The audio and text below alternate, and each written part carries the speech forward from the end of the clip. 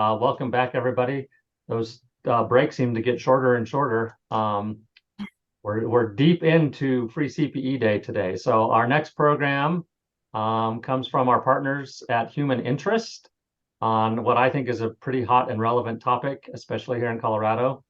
Human Interest is a silver preferred partner specializing in like low-cost retirement plans, 401ks, and that are affordable, especially for small business.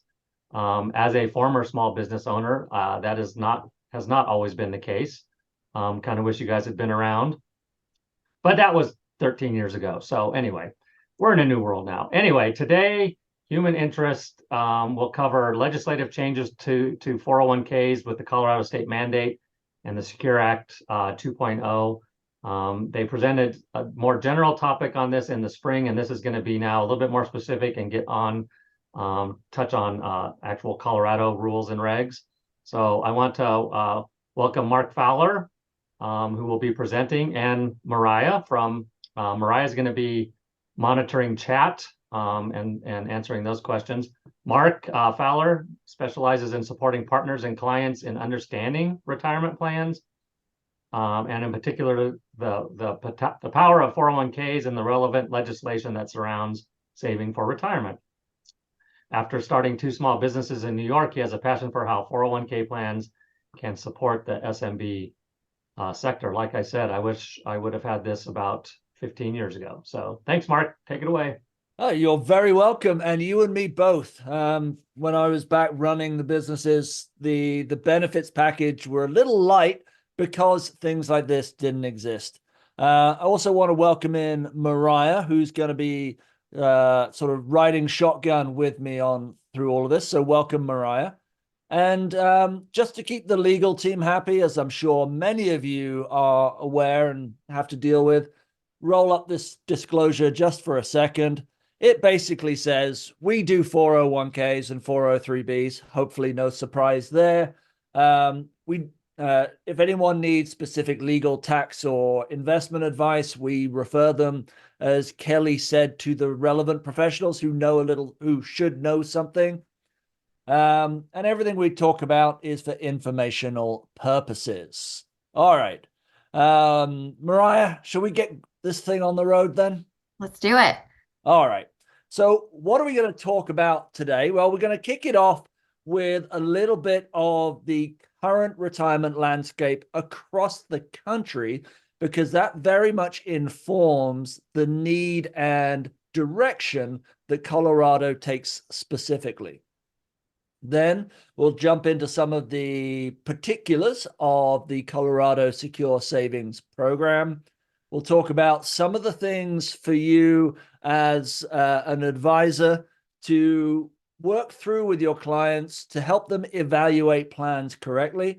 And then we'll talk about some of the fun stuff here in being able to offer your clients some really great tax incentives because of what Secure Act 2.0 has put on the table for us all. So if you don't know Secure Act 2.0, well, we got some fun stuff in line for you. But let's kick it off then with a little bit of a general overview.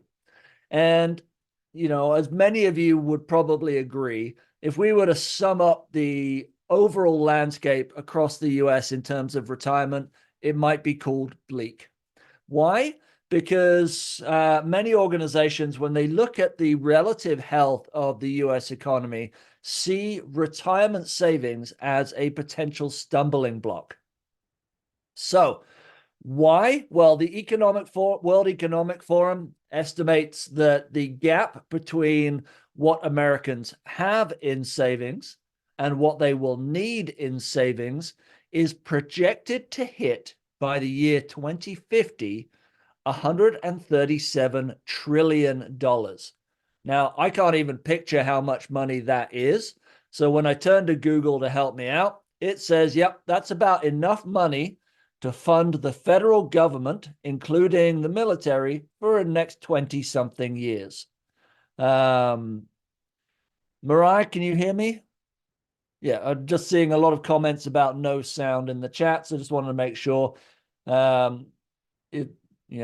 If someone could I can also hear you, Mark. So Tiffany is probably working with these people in the background to help them. Sometimes you have to perfect. refresh. Sometimes you have to go out and come back in. We're having those issues today.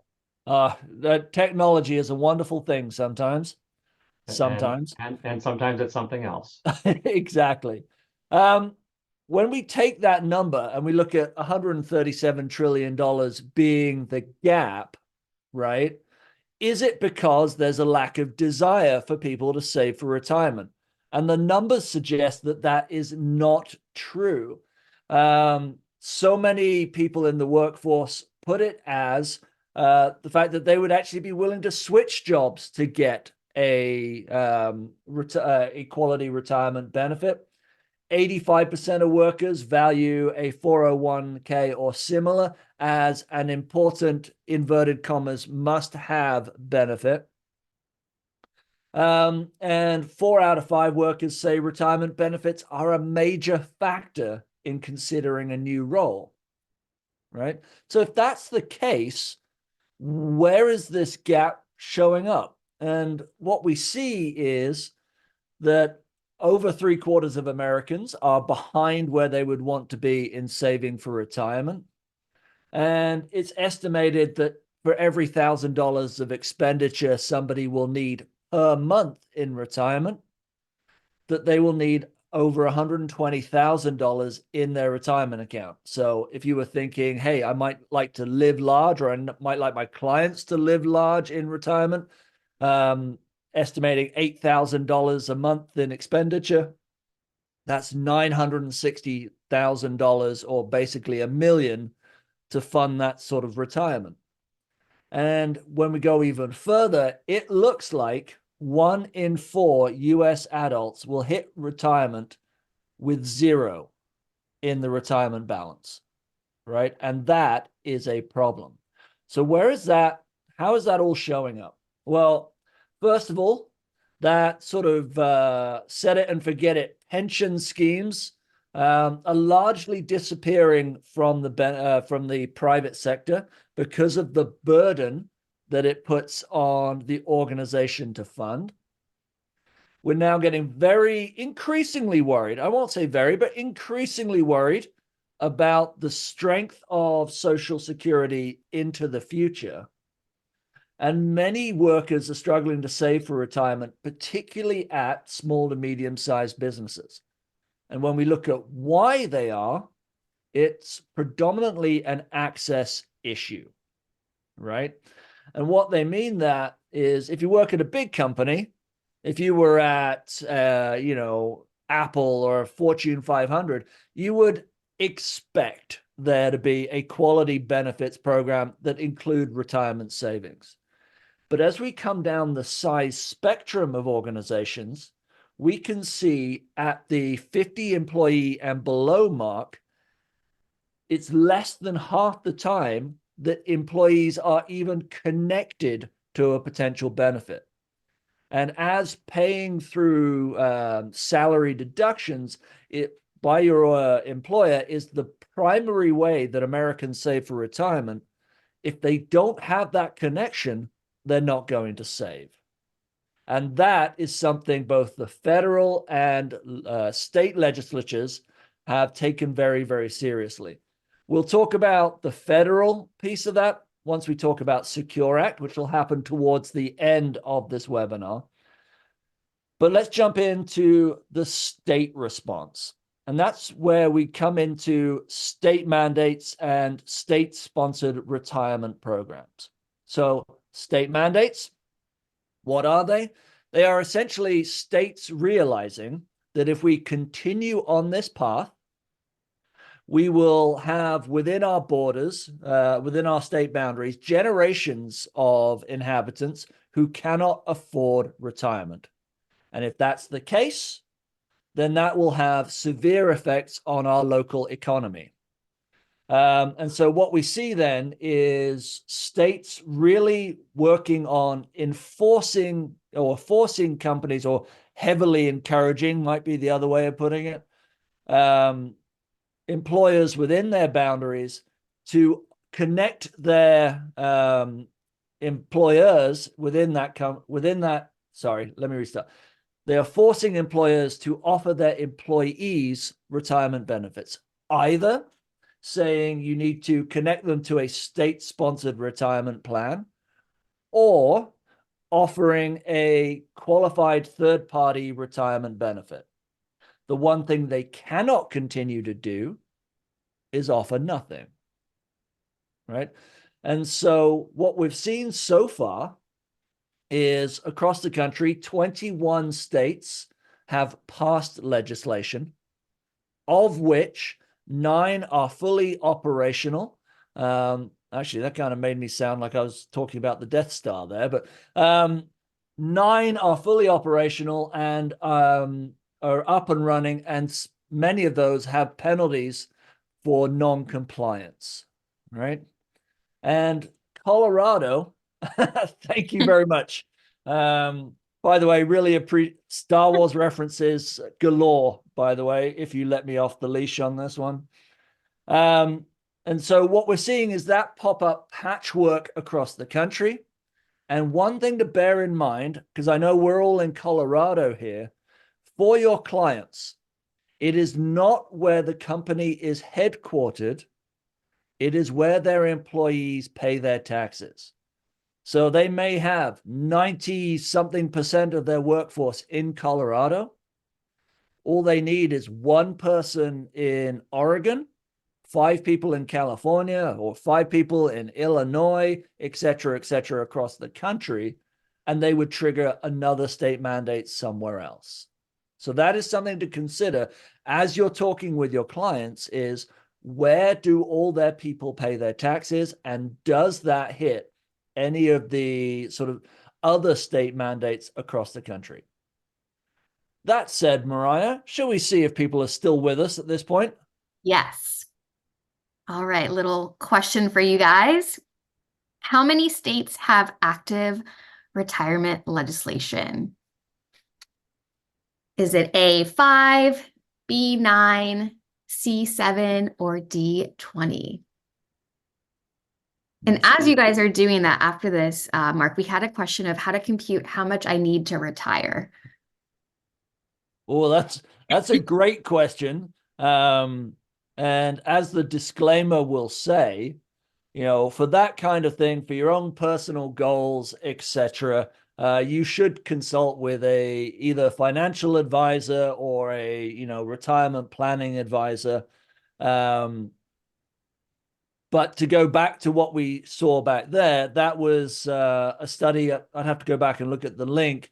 But it basically says for every $1,000 of expenses projected per month in retirement, you want 120,000 in the retirement balance.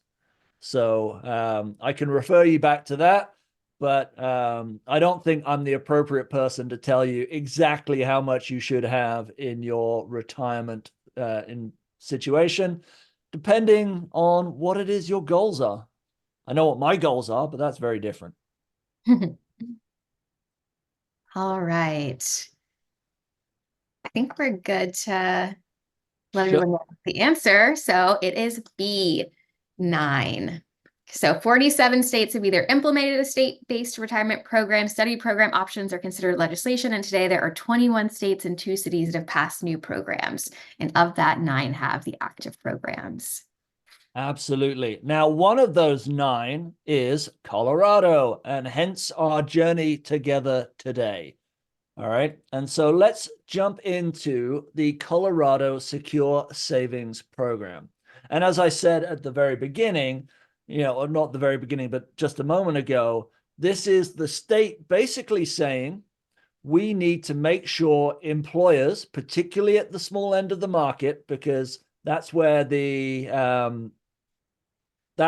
gap really does exist. We need to make sure that they are either connecting people to our state-run program or having a third-party qualified retirement benefit in place. So let's talk about Colorado's response. So the Secure Savings Program. Now, what we see in various versions of this tends to echo itself, right? First is there is typically a soft launch where they introduce the program and say, join if you wish. Next stage is they start to put deadlines behind that, starting with bigger employers and then moving that threshold down and down and down towards smaller and smaller employers. Eventually, in some states, coming to 5 employee counts, or in states like the great state of Oregon, they're down to 1 person. We looked this up yesterday. California is going to be at 1 person come the end of next year. The end of 2025. So the trend is to keep that threshold lower.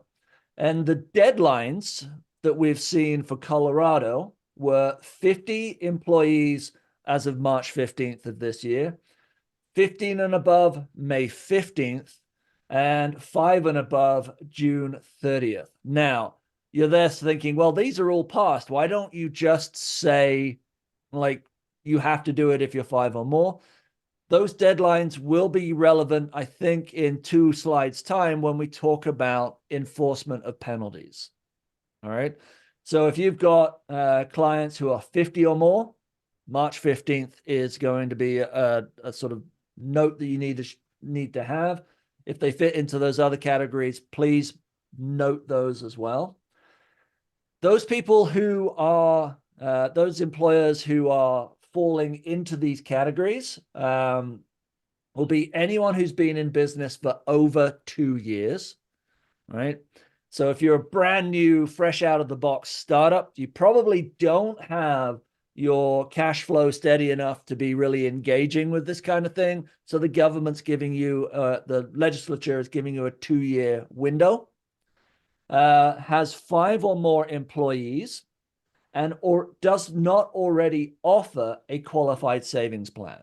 And we've got a few examples of those down there.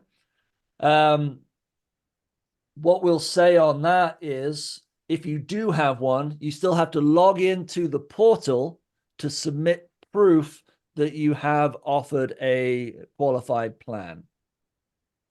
In terms of who counts towards those 5 eligible employees, that is anyone who's 18 or older, have earned wages in Colorado for at least 6 months as either full-time or part-time.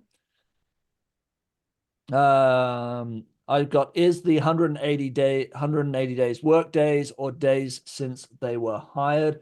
I believe it is the length of time they've been paid for, so therefore from hiring. But we will confirm that and get back to you. Yeah, Mariah? and we have another question too. 1 person, does that include the owner employee in a situation where it would? Are we talking about the 1 person deadline threshold for states like Oregon? Mhm. Yes. Yes. If you are taking a W-2 from your business, yes, it does qualify. Right? When they join, when your employees or you as the owner join into the Secure Savings Program, it is run as what's known as an auto-enroll Roth IRA, right?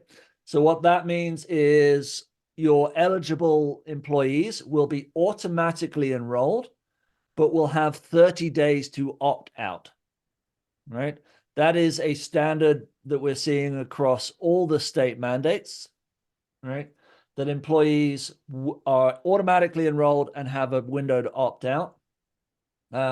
Which, by the way, if you're working with other clients, will be a thing with all new retirement plans by plan year 2025. They will all have to have auto-enroll. It is a Roth IRA, so that is an after-tax environment. When they get auto-enrolled, they will have a default contribution rate of 5% of their salary. And the deferral limit is $6,500.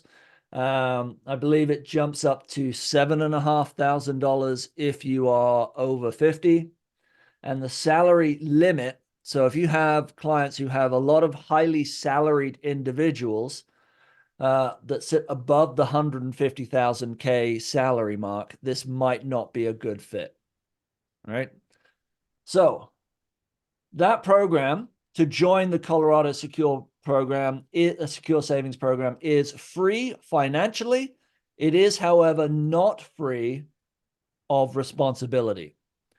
And so if you join, the integration communication between the platform and the payroll is limited in a lot of situations. And so there's a lot of manual administration that'll have to happen. And that includes the following. So anytime one of your employees elects to change that deferral rate, that contribution rate, that has to be communicated rapidly and accurately. Anytime someone raises their hands and says, actually, I don't want to be part of this program, then that also has to be communicated accurately and quickly. Anytime somebody becomes eligible because they've hit that 180 days, or they are terminated from the organization, that has to be reflected as well. And then every pay period, we need to make sure the contributions are, the contribution listings are sent into the Colorado platform as long as within 7 days of the pay period, plus making sure that the company's bank accounts are debited on time and accurately as well. Any errors in that process will land you in non-compliance, right? It's not just about not participating. It is about making sure everything is accurate as well. And within the non-compliance, there are penalties. And so the penalties are assessed of the 100 per eligible employee per year, up to $5,000 per year, right? So other states, they have not necessarily put the per year designation in there. Colorado got wise and said, we're going to be able to assess this money every year, right? So it's $100 per eligible employee. And this is where those deadlines that we talked about 2 slides ago kick in. Enforcement of fines will start 1 year after the employer's enrollment deadline. So now, if I jump back a couple of slides to this one, this one, you will see 1 year after that is when they are threatening to enforce the fines. Okay? All right, perfect. In which case, Mariah, poll time. Yes. And again, this is just engagement polling, doesn't affect your credit. But our next one is was the deadline for companies with 5 to 14 employees? December 31st, 2023, July 1st, 2022, May 15th, 2023, or June 30th, 2023. And then after we actually do this and share the answer, Mark, there is a handful of questions if we wanted to address some of them. No questions. No questions ever. Awesome. All right. So we can go ahead and show the answer, Mark. So June 30th, 2023 was the most recent deadline. That is correct. All right, let's see if we can field a couple of questions, Mariah. Yes. What have you got for me? All right. Let's see. I have one question that is, even if it's an S Corp owner, that might have been in reference to the one employee. It's, I believe, if you are if you're listed as a salaried employee of the business. All right. And I realize I am now at the mercy of a great many CPAs on the call. So you guys will know more about what qualifies as a salaried employee than I will. So what else have you got, Mariah? Yeah. So companies have to offer, is there a requirement for employee to participate? Which you went over, which was that they just have to mark if an employee isn't participating essentially. Yeah. So, I mean, the responsibilities are making sure the employees know they are a part of it, then making sure they know they have this 30 days. And honestly, they can opt out at any point, but they have 30 days to opt out without there being deductions from their payroll. Okay. Right. Otherwise, there's a whole chase back scenario that has to happen. Yeah. Speaking of opt out is a responsibility of the employee and not the employer, correct? Correct. Yes. So that's what auto enroll is about, that you enroll them. And if they do nothing, they will be part of the program, enrolled at 5% default contribution rate, which I believe will actually tick up 1% each year up to, I think I'd have to go back and look at the program, up to a max of 10 or 8 or 10%. I would have to go look at it. But there's also an auto escalation that's part of it as well. Does this cover tipped employees? Are they covered by these state requirements? If again, it's based on the salaried part of it. So if they are 100% tipped, they are very trusting individuals. And I don't know how that would affect them, but if they are paid a salary, then yes, right? Even if it's a small base salary, this would mean that they would have to be eligible if they met the criteria on the slides a couple of minutes ago. Does the state administer this program, or do they have a professional investment company that takes care of investments? The state runs the machinery of getting everybody involved. It is actually backed by, I'd have to go in and look, but there is a company that offers the IRAs on behalf of Colorado's, the Secure Savings Program. Mariah, maybe we can chase that down. But where and which investments are made are not the individual's prerogative, right? That is done by a committee, either with the Colorado state legislature or at the company that's on behalf of, right? So there is no independent opportunity to invest where they wish. Okay. So we got a handful of these. Thank you guys for asking. Where do they sign up for the IRA? It is a state provided IRA? It is a state provided IRA.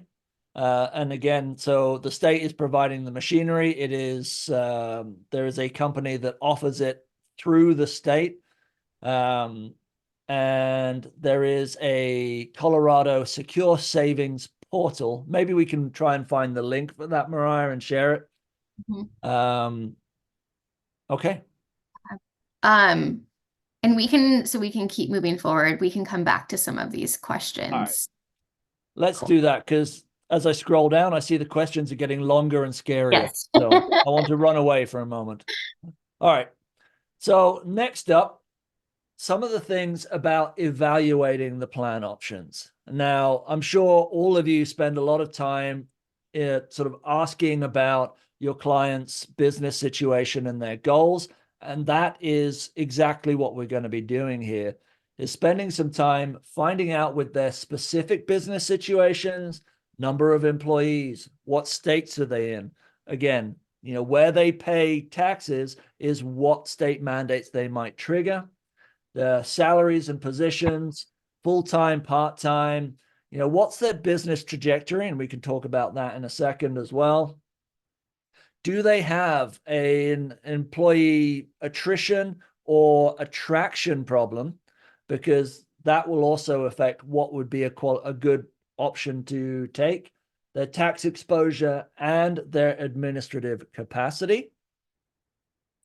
And then also the goals of the owners and the participants in the plan.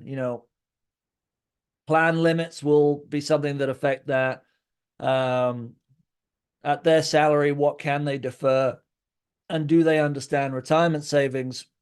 Or are they just trying to, the admin company in Colorado is Vestwell. That's what I thought, but I wasn't confirmed. So if that's accurate, thank you very much for sharing that it's Vestwell, right? So what we will do is once you have that information, we're going to put it a side by side, and just to make sure we're not talking about things we don't know, we're going to put it side by side with human interest in the 401k capacity, just because that's obviously something that I'm qualified to talk about, right? So what we see then is, in terms of how you can invest the money in the secure savings situation, it is post-tax only.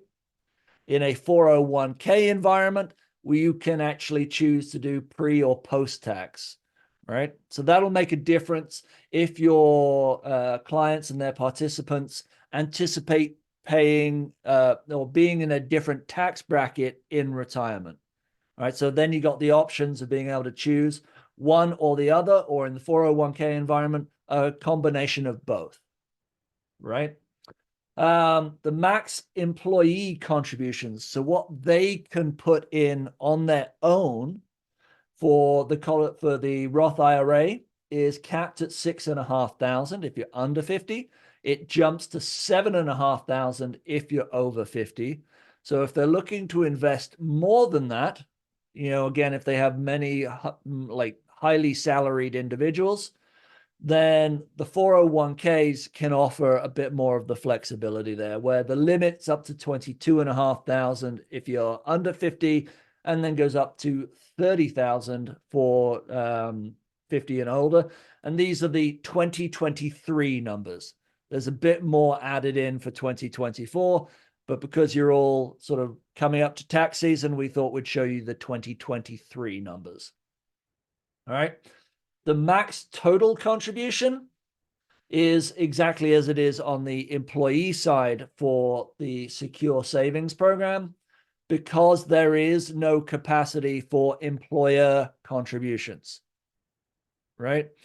401ks give you that either in matching, non-elective contributions, or profit sharing. And so then the ceiling comes up to 66,500, or if you're over 50, 73,500. So definitely something to consider if you're talking with the owners or the highly salaried people at an organization. Comparative employee fees right there. And again, if your clients are looking at different options, make sure you get an accurate breakdown of the fees. A lot of 401k providers, us not included in this one, because we will put our fees right up on the website, but will be a little reticent, one of those fancy words, in showing you what their fee structure actually is. So well worth digging in and building that out. The payroll integration. So it does say Vestwell there. They do have an integration if you have other things on the Vestwell platform. Outside of that, it is manual administration only. And that then talks back to that, how much administrative capacity do they have? Because if they don't have the Vestwell platform, they're going to be doing all of this manually. So now there's probably, and I'm taking a bit of an educated guess here, 1 to 2 hours of extra administration per week to payroll cycle. Can they absorb that into their system? And then the integrations on full-featured 401ks. Again, talking from us, we can integrate with a great many payroll providers, which allow a lot less of that administrative burden, taking it from hours to a few minutes. All right. And allowing other features to happen too, like quicker enrollment and eligibility and stuff like that. So we talked about the responsibilities, and we talked about how so much of that disappears. Also reducing error, increasing accuracy, and helping with compliance. So put all of that. So those are the two things. So Colorado Secure Savings, free of charge, but has some drawbacks about the long-term capacity and flexibility. And 401ks, There is a premium to operating those, but they come with a lot more functionality. So that's the conversation you're going to be having with your clients about what's fitting for them. And the other piece that we will add is particularly on the employee attraction and retention piece, right? So if they have a turnover issue, right, or an attraction issue, the state program is unlikely to fix that for them. Why? Because so many people will be offering the exact same thing. Also, it being an IRA, there is no incentive for that employee to keep that account at that employer. They can take it and move without any hindrance. The 401k platform allows for a little bit of stickiness in terms of matching, vesting, et cetera, that allows them to encourage employees to stay at their organization or highlight the benefits package at their organization to make sure people stay with them. All right. Did that make sense, Mariah? I think so. Okay, good. All right. And then finally, we've got the Secure Act 2.0. I see more questions coming in. I promise we'll get some time to go through this. If you haven't met Secure Act 2.0 and you have a lot of small business clients, then this may well be something that really does benefit them. So in short, it was enacted December 29th, 2022. That is an important date for tax implications that we'll talk about, because if you start a program after that date, you get the full whack of these tax implications. If you started before that, you're on the Secure Act 1.0. So there is still some tax incentives available, but not as much. All right. So main themes, if you want to wow your friends at tomorrow's dinner party that you're throwing. Absolutely, Mariah. And so more incentives for the small business side, particularly from 50 and below. All right. But also available from 51 to 100 employees as well, but in a percentage-based format. Promotes saving earlier for retirement. We'll look at a couple of things as to that helps with that. Those people who are approaching the early boundaries of retirement, there's more and more flexibility as to how they save for it. And then giving more participants more access with less penalty through emergency savings accounts and emergency withdrawals, to overcome that feeling people have of, if I put money into my 401k, I can just wave at it goodbye until I hit retirement. So what happens if I need it? Well, the government's giving more and more flexibility about being able to leverage money in retirement accounts to offset some of the challenges that life can throw up. So, key provisions of the Secure Act. We're going to talk about the tax incentives in a bit more detail, so hold tight for that. Auto-enroll will be mandatory for all plans enacted after that December 29th date of 2022, starting in 2025. So if you've got a new plan in 2025, it will be mandatory to have auto-enrollment attached to it in plan year 2025. You can have a little employee fun with this and offer small financial incentives to save for retirement. So you could do a $50 Amazon gift card, might be an example of ways to encourage participation and have a little sort of cultural moment within the team. Increased access for part-time workers, moving the requirements from a 3-year 500-hour window to a 2-year 500-hour window. Increased savings flexibility is for 60 and over. Reduced penalties for withdrawing money due to an emergency. And new programs, and this is one of the keys for saving earlier. to help employees pay down their student loans and get one step closer to saving for retirement. Actually, that doesn't quite make it clear.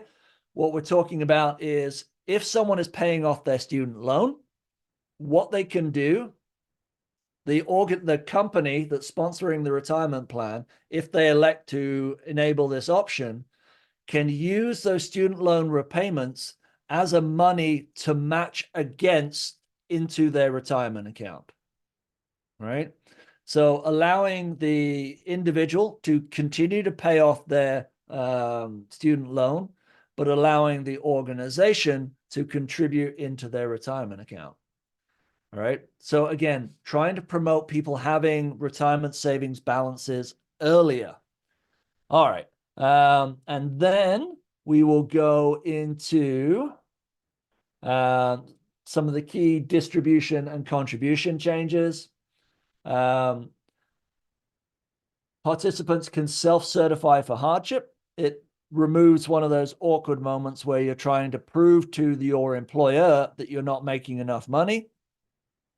So a company can choose to have people self-certify or not. They can continue the current way if they wish. RMD, required minimum distribution age, is changing from 72 to 73. In 2024, so coming up in January, a plan may be amended to add non-elective contributions retroactively. So again, to encourage businesses to wrap up their year, talk with their CPAs, and then make non-elective contributions back into retirement accounts. And then emergency savings accounts. So this is, you may have heard of a sidecar account, $2,500 in the retirement savings that's allowed to be more easily accessed in times of hardship. In conjunction with new emergency withdrawals, which is $1,000 in that you can withdraw multiple times without as severe penalties as might be.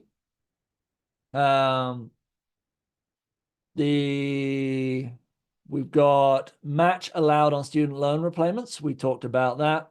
The long-term part-time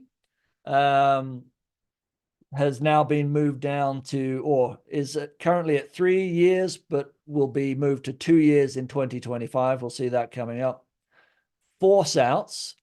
So you can enable this to move from $5,000 force outs to $7,000. Again, opening the ability to push more people who have been terminated out of the plan so that you're not paying for it. And Roth excluded from RMD calculations. Then in 2025, catch-up limits will be increased from ages 60 to 63. So it'll jump from the $7,500 to I think it's $10,000 for that age bracket to, again, promote a little bit more saving for retirement.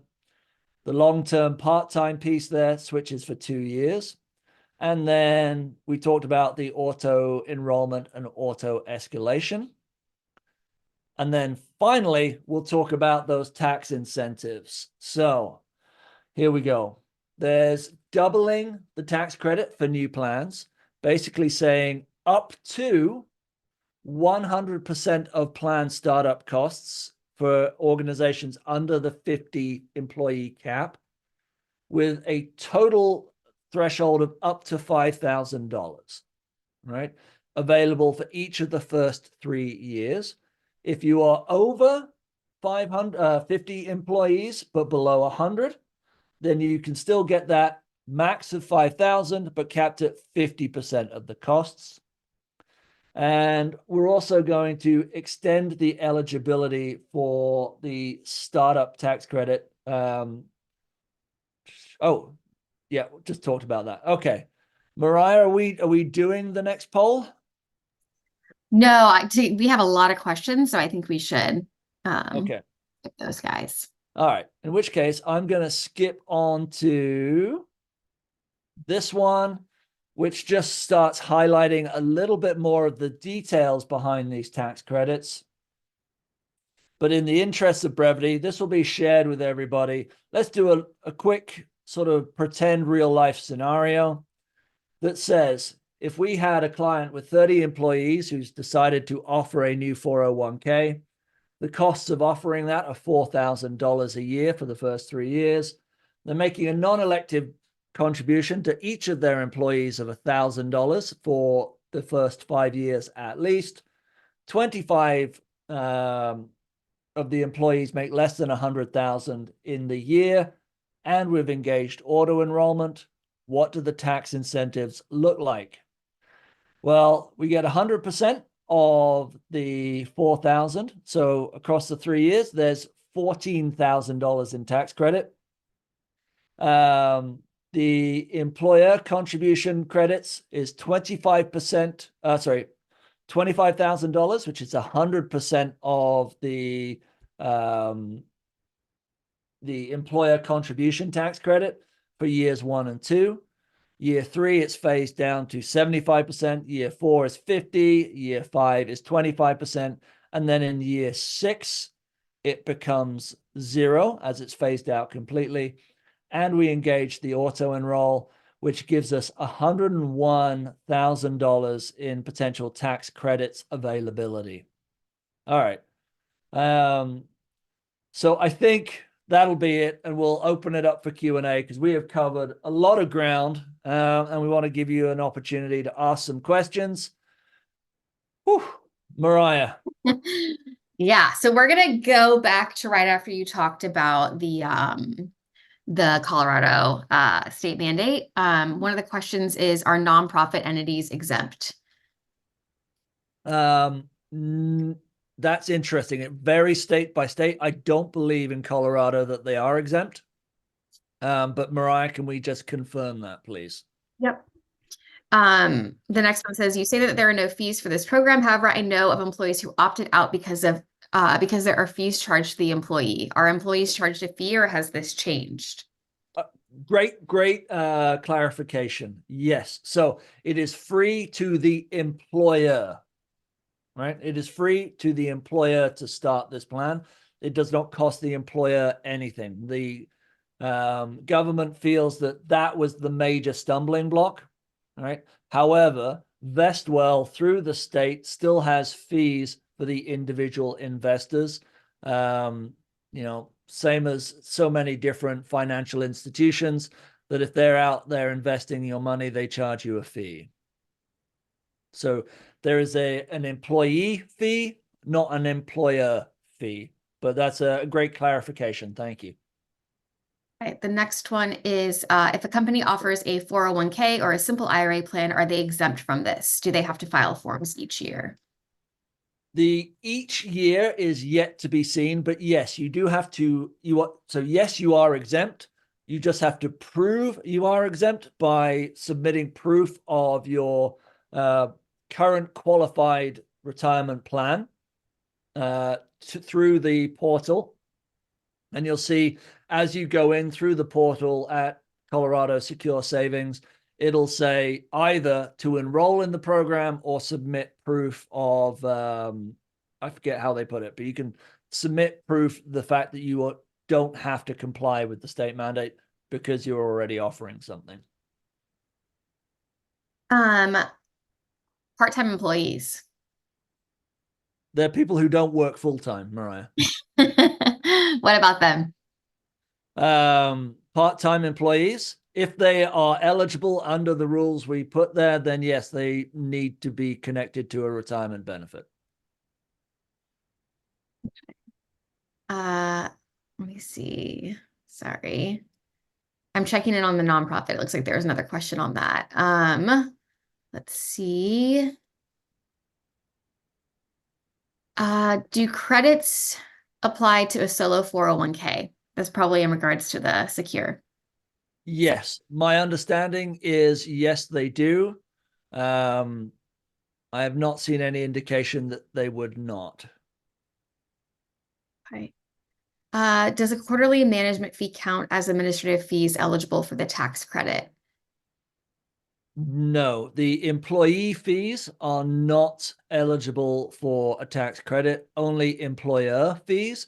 So if you were to run with the secure savings platform, because the employer is not paying anything for that, there are no tax credits available.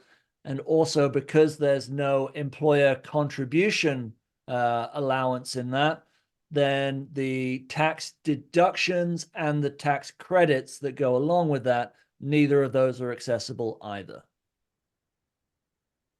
Okay. We are on time, Mariah. We might be able to get one more in. I Yes. have such a level of questions on this, obviously, for good reason. So I would encourage all of you to reach out if you have additional questions that we don't get answered. Our local rep, Brandon, is awesome as well. So you can set up an appointment with him. As I mentioned in the chat, you can find him in the member savings program. I think he did agree to bring either dessert or lunch if you set up a meeting with him. So Yeah. there's that. So now you get to ask him all these hard questions and he has to bring you lunch. That doesn't seem like a bad plan. So thank you guys so much. I knew last spring when you presented that if we hit on Colorado, that there was going to be this level of interest. It's obviously a hot topic and we'll continue to try and answer questions for everybody. Again, we'll have to do it either offline and then we'll find other ways. You can always reach out to me as well. But Brandon is a great local rep and can answer most of your questions. So thanks, Mark. Thanks, Mariah. Absolutely. Got to keep us on time. Yep, absolutely. Thank you so much. And for the COCPA, if there's anything else we can do to support, please reach out.